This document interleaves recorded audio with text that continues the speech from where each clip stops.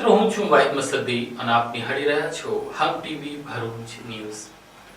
હવે નિહાળીશું આજના મુખ્ય સમાચારો। ઈરાની ખાડીમાં ચાલી રહેલા યુદ્ધને પગલે પેટ્રોલિયમ પેદાશ બંધ થતા તેની અસર ઉદ્યોગો પર જોવા મળી રહી છે, જેમાં અંકલેશ્વર જીઆઈડીસીમાં એલએનજી સપ્લાય ઘટતા પ્રોડક્શન પર અસર થશે તેવી શક્યતાઓ ઉદ્યોગપતિઓ જોઈ રહ્યા છે।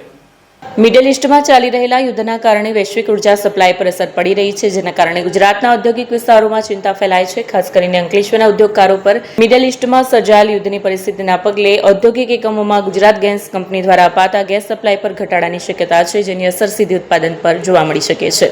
ગુજરાત ગેસ કંપની દ્વારા ઉદ્યોગોને મોકલાયેલ સૂચના મુજબ એલએનજી ગેસની ઉપલબ્ધતા ઘટતા ઉદ્યોગોને આપવામાં આવતો ગેસ પુરવઠો લગભગ 50% સુધી ઘટાડવામાં આવી શકે છે। કંપનીએ ગેસ સપ્લાયર કરાર હેઠળ ફોર્સ મેજર જાહેર કરીને ઉદ્યોગોને ગેસના વપરાશમાં મર્યાદા રાખવાની સૂચના આપી છે। મિડલ ઈસ્ટમાં ચાલી રહેલી સંઘર્ષ અને તેનાથી શિપિંગમાં અવરોધ ઉભો થવાને કારણે એલએનજી સપ્લાયમાં ખલેલ પડી છે। આ માર્ગથી વિશ્વના મોટા પ્રમાણમાં તેલ અને ગેસનું પરિવહન થાય છે, તેથી તેમાં અવરોધ થતા વૈશ્વિક સપ્લાય ચેઇન પર સીધી અસર પડી છે। આ પરિસ્થિતિને કારણે ભારતમાં એલએનજી આયાતમાં વિક્ષેપ આવ્યો છે અને ઘણા ઉદ્યોગોને ગેસ સપ્લાય ઘટાડવાની શક્યતા ઊભી થઈ છે। ગેસ સપ્લાયમાં ઘટાડો થવાથી કેમિકલ, સિરામિક અને પ્રોસેસ ઇન્ડસ્ટ્રીઝ જેવા ગેસ આધારિત ઉદ્યોગો પર સીધી અસર પડશે। ઉદ્યોગોને ઉત્પાદન ખર્ચ વધવાની સાથે પ્રોડક્શન ઘટવાની પણ શક્યતા છે। નમસ્કાર। આજના આપણે યુદ્ધના કાળમાં અત્યારે જીવી રહ્યા છે। છેલ્લા 2 દિવસથી 28 તારીખે જે યુદ્ધ શરૂ થયું, અમેરિકા અને ઇઝરાયલનો ઈરાન પર હુમલો અને ઈરાનના વળતા પ્રહારમાં ખાડીના દેશો પણ અત્યારે મને કમને સંડોવાઈ રહ્યા છે। ત્યારે ઉદ્યોગો માટે ખૂબ મોટી અસર આવવાની ભય સેવાઈ રહ્યો છે, કેમ કે ઈરાને વળતા પગલાં તરીકે હોર્મુઝની ખાડીની એન્ટ્રી બંધ કરી છે, જેથી કરીને જે એક્સપોર્ટ કરતા ઉદ્યોગો હોય એ રસ્તે મેક્સિમમ મહત્તમ ટ્રાન્સપોર્ટેશન ને બધું શિપિંગનું ત્યાંથી જ થતું હતું, એને બદલે જે ઘણા કિલોમીટર વધારે થશે અને એની અસર સીધી એમના ટ્રાન્સપોર્ટેશન કોસ્ટ વધે, એને કારણે મુશ્કેલી સર્જાઈ રહી છે અને ઉદ્યોગકારો પણ અત્યારે ડરી રહ્યા છે કે મંદીના માહોલમાંથી બહાર નીકળી રહ્યા હતા। એવા સંજોગોમાં યુદ્ધ કોઈ કાળે ઈચ્છનીય નથી। સર્વ એવું ઈચ્છે છે કે આ યુદ્ધ વહેલામાં વહેલી તકે સમાપ્ત થાય। આપણે ઘરમાં પણ ઝઘડા થાય, સમાજમાં ઝઘડા થાય, નુકસાન જ કરે છે અંતે। યુદ્ધ એ કોઈ સોલ્યુશન નથી। અમેરિકા અને ઈરાને થયું છે, લેટેસ્ટથી આપણા માનનીય પ્રધાનમંત્રીશ્રી પણ એ દિશામાં પ્રયત્નો કરી રહ્યા છે અને અહીંયાનું ઉદ્યોગ જગત એવી આશા રાખે છે કે વહેલામાં વહેલી તકે આ યુદ્ધ સમાપ્ત થાય, જેથી કરીને ઉદ્યોગો અને રોજગારીને ખરાબ અસર ના પડે। ઘણી પ્રોડક્ટો સાહેબ, આપણું ભારતનો નિકાસ એક બહુ મોટો ટાર્ગેટ, મોટો નિકાસકાર દેશ છે, એટલે નિકાસ કરતાં દરેકને અસર પડવાની છે। અને બીજી છે કે જે ક્રૂડમાં ભાવ વધારો આશંકાઈ રહ્યો છે, આજે 10 થી 15% વધી ગયા અને કેટલા વધશે એ ખબર નથી। ક્રૂડ એટલે સાહેબ બધાનું રો મટીરિયલમાં આવી જશે। ભારત મેક્સિમમ પણ ક્રૂડ આયાત કરતો દેશ છે, એટલે સર્વગ્રાહી અસર આવવાની છે એની। પેટ્રોકેમિકલ છે, પ્લાસ્ટિક છે, એ સર્વ ઉદ્યોગો, એના સિવાય પણ આની અસર રહેશે સાહેબ। રોજગારી પર ખાસી અસર થશે। છેલ્લા 3 દિવસથી યુએસ, ઇઝરાયલ અને ઈરાન વચ્ચે જે યુદ્ધ ચાલુ થયું છે, એ યુદ્ધ આગળ જતાં ખાડી વિસ્તારના બધા જ નાના નાના દેશો સાથે પણ આ યુદ્ધ ચાલુ થયું છે અને એની અસર આપણા કેમિકલ ઉદ્યોગ પર ઘણી થવાની છે। કારણ કે ખાડી દેશો આપણા ઓઇલનો મેઇન સોર્સ આપણા ખાડી દેશો છે, એમાંથી જે ક્રૂડ ઓઇલ આવતું હોય છે, એ ક્રૂડ ઓઇલમાંથી જ આપણા પેટ્રોકેમિકલ્સ અને પેટ્રોકેમિકલ્સમાંથી ડાઈઝ, ફાર્મા, આ બધી જ પ્રોડક્ટો આપણે એમાંથી બનતી હોય છે। ખાસ કરીને આપણો દહેજમાં પીસીપીઆર છે, પેટ્રોકેમિકલ હબ છે, તો ત્યાં તો બહુ મોટી અસર થશે અને એની સાથે સાથે આપણે ઝઘડિયા, પાનોલી, અંકલેશ્વર, આ બધા જ સ્ટેટોમાં બહુ મોટી અસર થવાની ચાન્સ છે। એટલે અમે એવી આશા રાખીએ કે આ યુદ્ધ જેમ બને એમ જલ્દી પૂરું થાય, કારણ ખાડી દેશો એક ક્રૂડ ઓઇલના મોટો સોર્સ ખાડી દેશો છે। જો એ લાંબુ ચાલ્યું તો પૂરી વર્લ્ડમાં પણ આની અસર આવશે।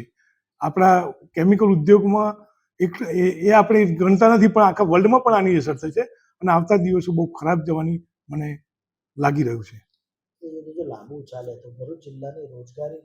હા, સાથે સાથે આ જે ઉદ્યોગોમાં અસર થશે એના લીધે મોટાભાગના રોજગારી પર પણ અસર થશે। એટલે દરેક વ્યક્તિને આની અસર લાગવાની છે। જો આ વહેલી તકે પૂરું નહીં થાય તો આની અસર બહુ મોટી થશે અને બધાને એનો ભોગ બનવું પડશે એવું મને લાગે છે। નિલેશભાઈ, ખાસ કરીને ઈરાન, ઇઝરાયલ અને અમેરિકાના યુદ્ધની અસરો ભરૂચ જિલ્લાના ઔદ્યોગિકરણ અને પ્રોડક્ટ પર પડી રહી છે. શું કહેશો એ બાબતે? એમાં જે અત્યારે યુદ્ધ ચાલી રહ્યું છે ઈરાક, અમેરિકા, ઇઝરાયલ ઉપર, તેને લીધે આપણે ભરૂચ ડિસ્ટ્રિક્ટના જે ઉદ્યોગકારો હતા એની ઉપર કાફી અસરો થઈ શકે એમ લાગે છે. કારણ કે અત્યારે જો યુદ્ધ લાંબુ ચાલે તો ઉદ્યોગ ઉપર 20-25% મોંઘવારી વધી શકે એમ. એમાં ખાસ કરીને એમએસએમઈ યુનિટ ઉપર વધારે ભારણ આવી એમ શકે છે. અત્યારે હોળીનો સિઝનને લીધે વર્કરો બી હોળીને લીધે ઘરે જતા રહેલા છે. એની લીધે બી ફેક્ટરીઓ બંધ પડી છે અને એક્સપોર્ટ ઓર્ડર બી જેટલા વધારે છે એમાં અત્યારે એરપોર્ટ ઉપર બી એરપોર્ટે બંધ થઈ ગયેલા છે. પછી શિપિંગ બિલમાં બી ઓછું થઈ ગયેલું છે. કઈ કઈ પ્રોડક્ટો છે જેમાં મોટી અસર થઈ શકે છે? જેમ કે ડાઇસ છે, પ્લાસ્ટિક છે, ફાર્માસ્યુટિકલ છે, પેટ્રોલ કેમિકલ છે. અત્યારે ગલ્ફ કન્ટ્રીમાં એ વસ્તુ વધારે જઈ શકે એમ છે. રોજગારી પર કેવી અસર? રોજગારી ઉપર બી 20-25% ઉપરની તકલીફો ઊભી થાય એમ લાગે છે. ભરૂચ જિલ્લા કોર્ટ ખાતે આજે બાર કાઉન્સિલ ઓફ ગુજરાતની ચૂંટણીમાં મતદાન પ્રક્રિયા યોજાઈ હતી, જેમાં ભરૂચના ધારાશાસ્ત્રીઓએ ઉત્સાહભેર ભાગ લીધો હતો.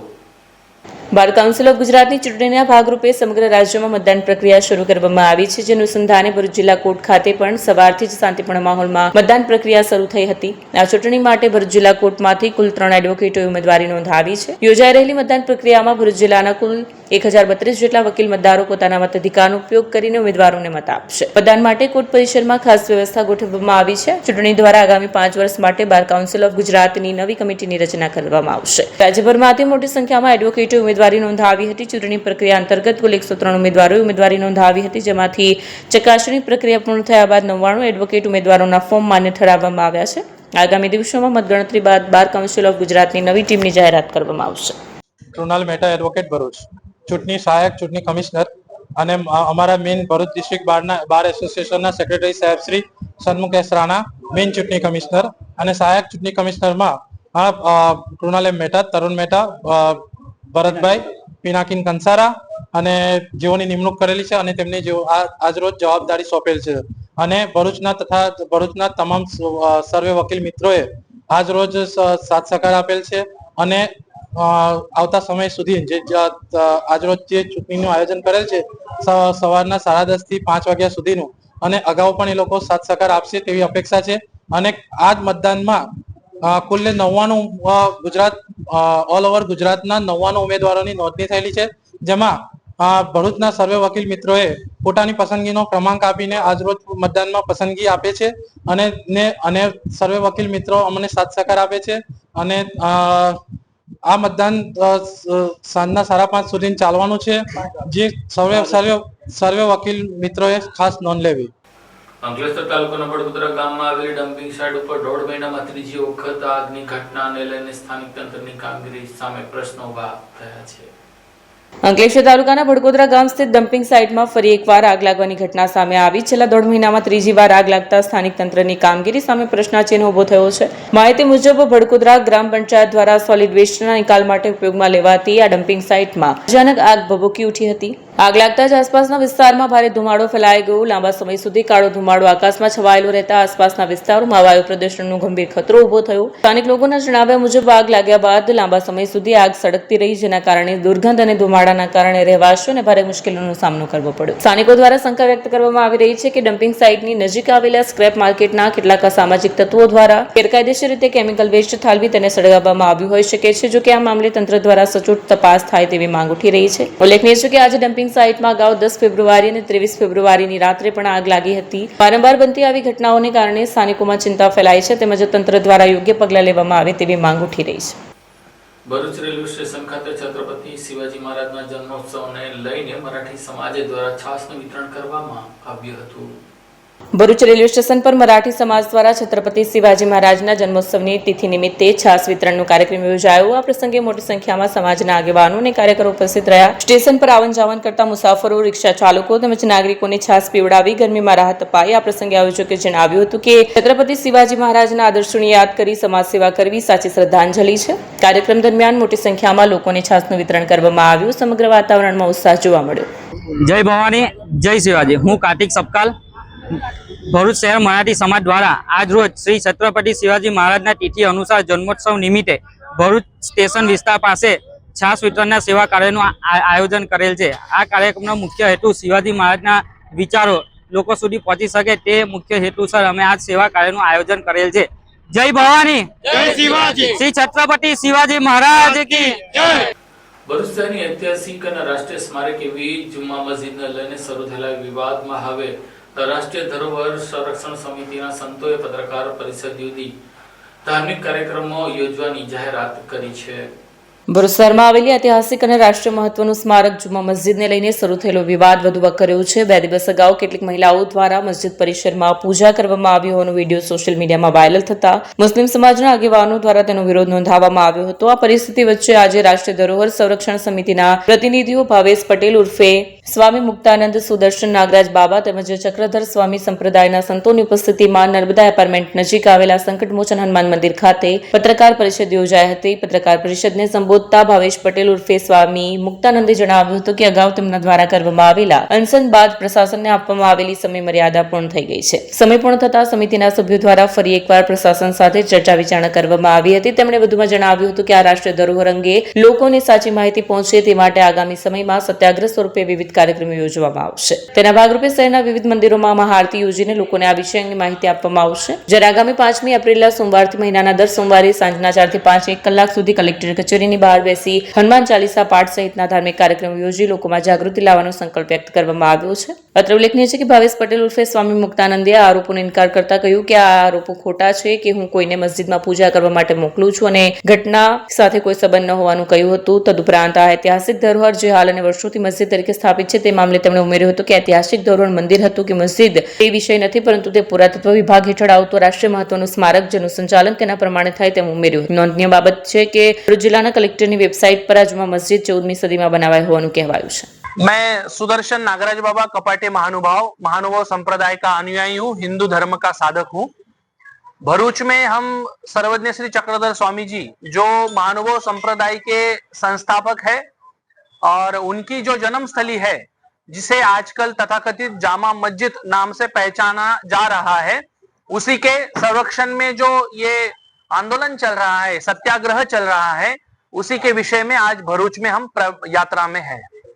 भाइयों, ये जो राष्ट्रीय धरोहर है, इस धरोहर को संभालना एएसआई की नैतिक जिम्मेदारी है, लेकिन अपनी जिम्मेदारियों को दरकिनारे करके एक विशेष धर्म समुदाय के हिसाब से उस मॉन्यूमेंट का संचालन किया जा रहा है जो हमारी भावनाओं को आहत पहुंचाने का काम कर रहा है. भाइयों, इस भारत का जो भी नागरिक हो उसे वहां पे मुक्त संचार करने का पूर्ण अधिकार है और नियमों को साथ में रखकर वहां पे मुक्त रह सकता है, बस सकता है, बात कर सकता है, घूम सकता है. लेकिन एक विशेष समुदाय जो है वो जैसे कि हमारी ही ये पूरी प्रॉपर्टी है और आप यहाँ से बाहर जाइए, यहाँ मत रुकिए, इस तरीके से हमारे जो साधक वहां आते हैं, सर्वज्ञ श्री चक्रधर स्वामी जी के जो अनुयायी वहां आते हैं, हमारी जन्मभूमि देखने के लिए जो आते हैं, उन सबको दरकिनारे करने का काम एक विशेष समुदाय बार बार किया जा रहा है. हमने पुलिस प्रशासन को भी इस विषय में संज्ञान दिया है. मुक्तानंद स्वामी जी के नेतृत्व में जो ये सत्याग्रह चल रहा है उनको भी हम बार बार ये बताते रहते हैं, लेकिन नियमों को हम मानते हैं. नियम हमारे लिए है, ऐसा ही हमें प्रतीत हो रहा है. जो नियमों को तोड़ना जानते हैं उनके लिए कोई कार्रवाई होती एएसआई की तरफ से नहीं दिखाई दे रही है और इसके लिए हम यहाँ पर आज एकत्रित हुए हैं. आप महाराष्ट्र से यहाँ तक, हमारी मांग ये रहेगी कि भारत सरकार ने जो एएसआई डिपार्टमेंट बनाया हुआ है उसके नियमों को पूरी तरीके से सभी के लिए वहां पे पालन किया जाए, कोई भी नियमों को वहां पे तोड़ा न जाए. वहां पे एक महत्वपूर्ण नियम मैं आपको बताता हूं शॉर्ट में. उस मॉन्यूमेंट के बाजू में 100 मीटर के भीतर कोई भी कंस्ट्रक्शन नहीं दिखना चाहिए. ये पूरे भारतवर्ष का नियम है, लेकिन आप अगर वहां जाओगे तो आप देख पाओगे दीवार को दीवार लगा के घर बना के बैठे हुए हैं. उसके बाद एक बार एएसआई ने अपने कब्जे में लेने के बाद वहां पे कोई नया निर्माण नहीं हो सकता, लेकिन आप देखोगे वहां जाकर बहुत सारा नया निर्माण वहां पे हो चुका है. इसी से हमें पता चलता है कि एएसआई पक्षपात करता है. हिंदुओं को दबाना और एक विशेष समुदाय को उकसाना ये काम एएसआई कर रहा है. इसलिए हम सब हिंदू लोग उस विषय में यहाँ पे सत्याग्रह के लिए इकट्ठा हुए हैं. चक्रधर स्वामी जी का मंदिर बनेगा या क्या बनेगा वो हमारा विषय नहीं है। हमारा विषय है कि सबको मुक्त प्रवेश वहां मिले, एएसआई के नियमों को वहां पे पूरी तरीके से लागू किया जाए।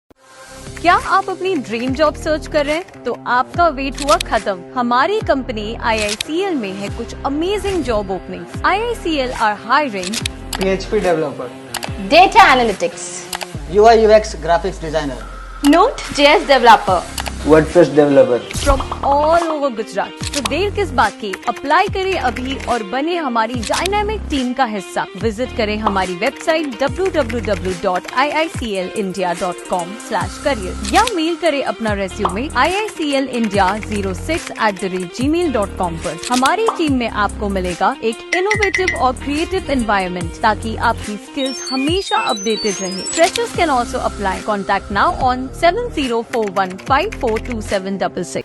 અંકલેશ્વર તાલુકાના ભાદી ગામની સીમમાં ઘણા સમયથી દીપડાને આટાફેરો મારતા ગ્રામજનો ફફડી ઉઠ્યા હતા। વન વિભાગે પાંજરું મૂકતા દીપડો પાંજરે પુરાયો હતો।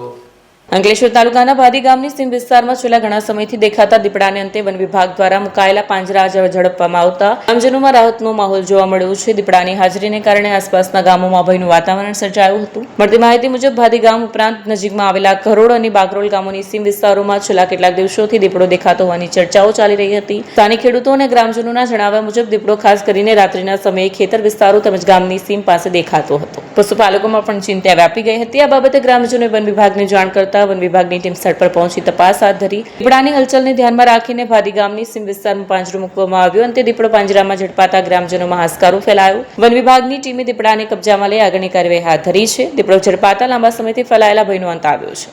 ભાદી ગામ ખાતે આજે એક ફિમેલ માદા પાંજરે પુરાયેલી છે અને અગાઉ પણ 2 થી 3 પકડાઈ ચૂકેલા છે અને આ લેપર્ડના લીધે અમારા ગામના ખેડૂતોમાં એક ડરનો માહોલ રહે છે।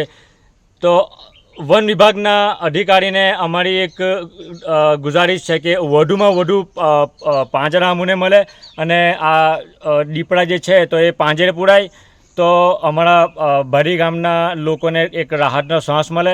અને આ જે રસ્તો છે એ મેન રસ્તો છે ગ્રાઉન્ડ માટે આવવા જવા માટે, ગામ માટે નોકરીવાળા લોકો માટે આવવા જવા માટે।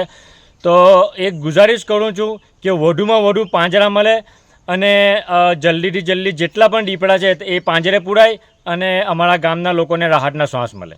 અંકલેશ્વરની નોબરિયા પ્રાથમિક શાળાના વિદ્યાર્થીઓને યુનિફોર્મનું વિતરણ કરવામાં આવ્યું હતું।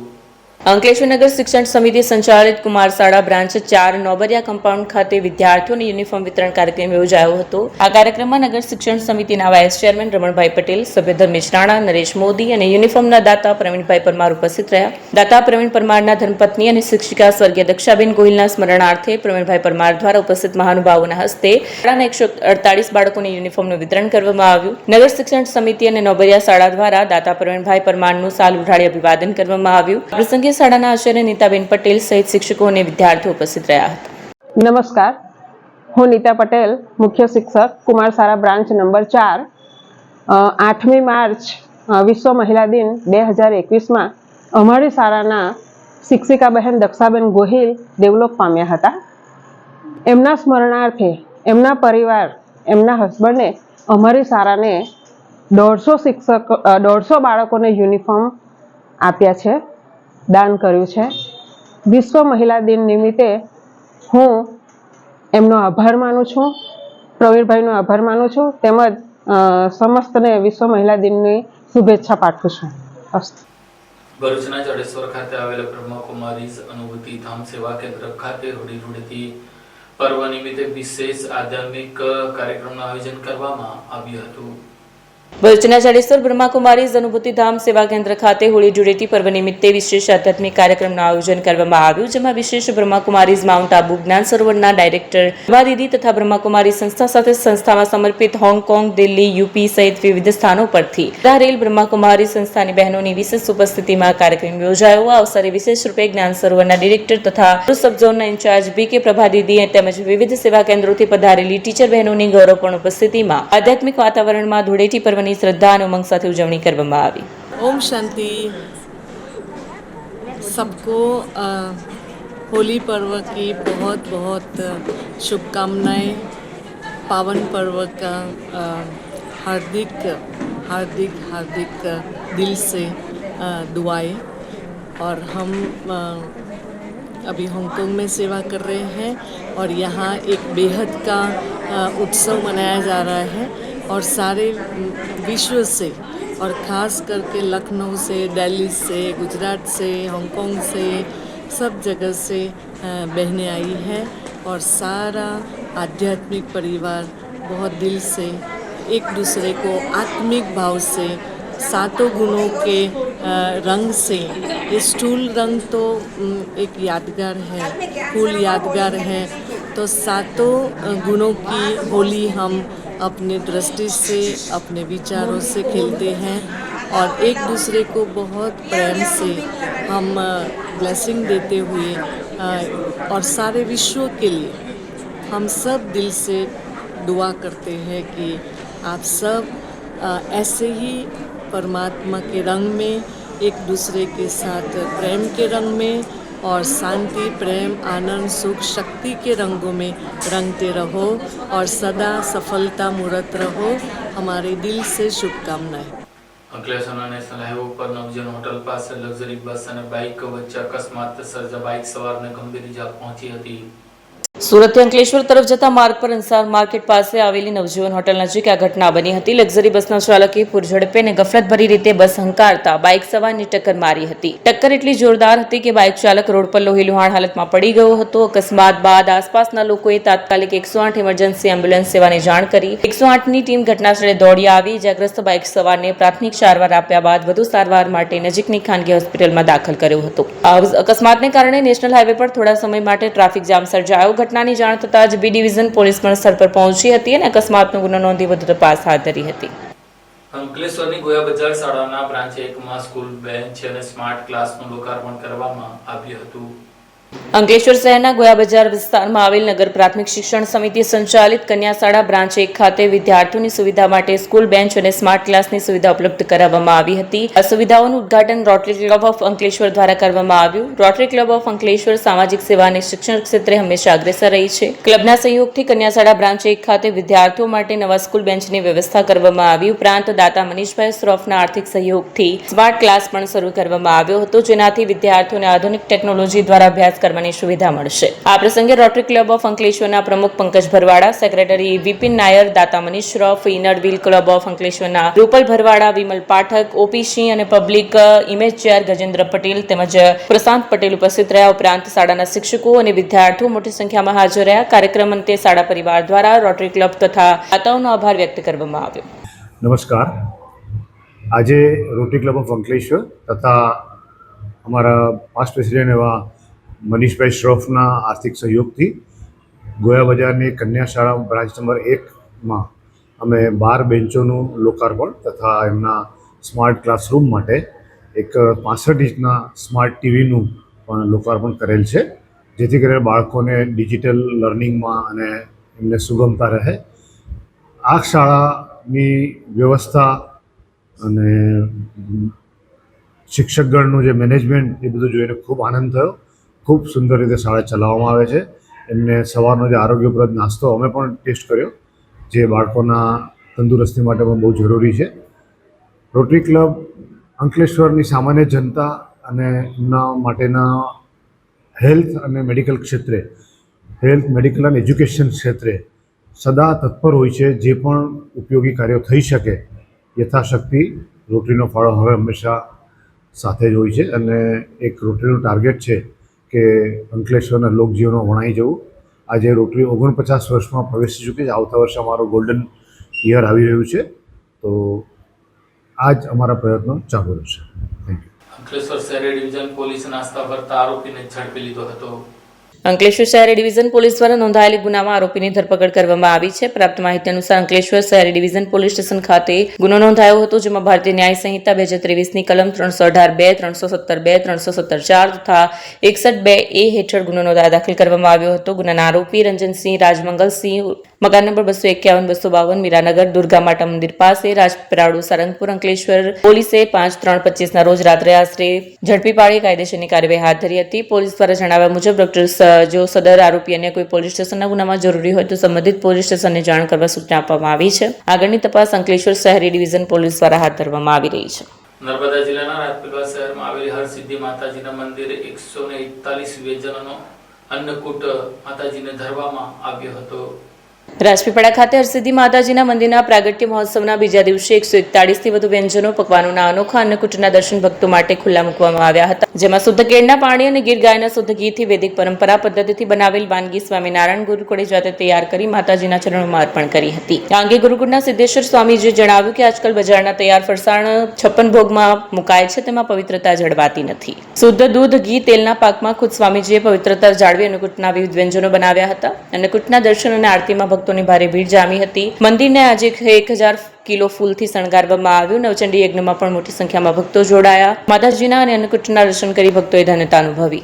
આજ રોજ રાજપીપળા નગરદેવીમાં હરસિદ્ધિના પ્રાગટ્યોત્સવ નિમિત્તે ભવ્યથી ભવ્ય મહાભોગ માતાજીને ધરવામાં આવ્યો છે. શ્રી સ્વામિનારાયણ ગુરુકુળ રાજપીપળા ના દ્વારા આ સુંદર અન્નકૂટનું આયોજન કરેલું છે. એની અંદર શુદ્ધ ગાયનું ઘી, કેળનું પાણી અને પૂર્ણ રીતે સ્વામિનારાયણ સંપ્રદાયની પરંપરા અનુસારનો દિવ્ય મહાભોગ બનાવવામાં આવ્યો છે. 141 ઉપરાંત નવા વ્યંજનો, ફરસાણો સહિત મહાભોગ છે. માતાજીને વિવિધ ડ્રાયફ્રૂટો, ફ્રૂટો અને વિવિધ શાકભાજીઓથી સહિત મોટામાં મોટો અન્નકૂટ છે. આ અન્નકૂટ કરવા પાછળ, આ અન્નકૂટને આપણે માતાજીને ધરાવવા પાછળનો એક જ હેતુ છે કે માતાજી જગતજનની કહેવાય અને વિશ્વનું જે પૂરું કરનારી માં છે, એને આપણે આજે જો જમાડ્યા હોય તો માતાજી સર્વનું, રાજપીપળા શહેરનું, આ નર્મદા વિસ્તારનું અને સમગ્ર ગુજરાતનું, રાષ્ટ્રનું રક્ષણ કરે એ હેતુથી આ સંસ્થા દ્વારા આ અન્નકૂટ રાખવામાં આવ્યો છે. અસ્તુ, ધન્યવાદ. જય સ્વામિનારાયણ.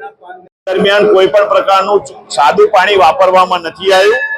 જે આદિ અનાદિથી કેળના પાણીની પ્રથા છે, કેળનું પાણી અને ગાયના ઘીથી ને દૂધથી જ બધા ભોગો બનાવવામાં આવ્યા છે.